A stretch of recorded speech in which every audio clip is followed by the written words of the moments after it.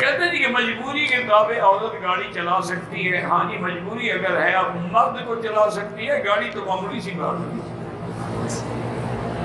اب تو ہوائی جہاز اڑا سکتی ہے, اب تو جناب ٹینس کھیل سکتی ہے, کرکٹ کھیل سکتی ہے, فٹ بال کھیل سکتی ہے, اب تو میراتھن ریس میں دوڑ سکتی ہے. کیا نہیں کر سکتی. ایک ہے مجبوری میں گاڑی چلانا.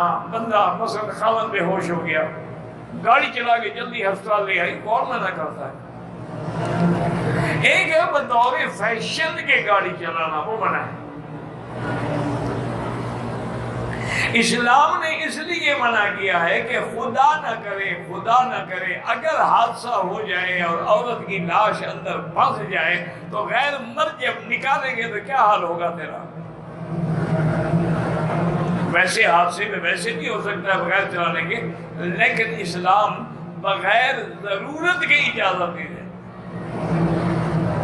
ایک ہے جیسے باہر کے ملک ہیں, اس میں مثلا اسکول جو ہیں, کالجز جو ہیں وہ دور ہیں, خامد کی ڈپٹی ہے, وہ ان کی چھٹی کے ٹائم پہ نہیں آ سکتا ہے, تو عورت اپنا اچھی طرح لباس پہن کے باقاعدہ پردے کے ساتھ اینک لگا کے, اس کا کوئی بدن کا حصہ بھی ظاہر نہ ہو, گاڑی چلا کے اپنے بچوں کو لے آئے, کوئی بات نہیں.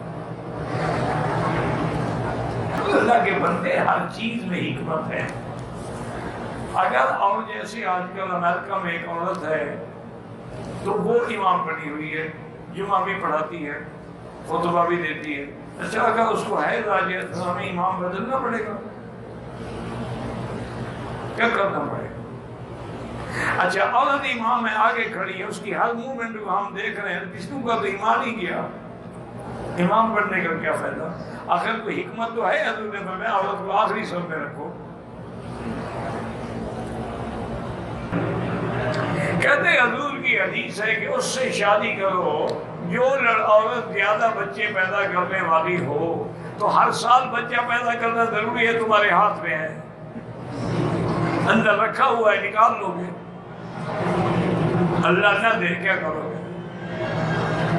مانا ہو نا عورتوں سے شادی کرو. الودود آپ نے فرمایا کہ جو محبت کرنے والی ہو اور کثرت سے اولاد, اس کی بہنوں کو دیکھو, ان کی اولاد زیادہ ہے یا کم ہے.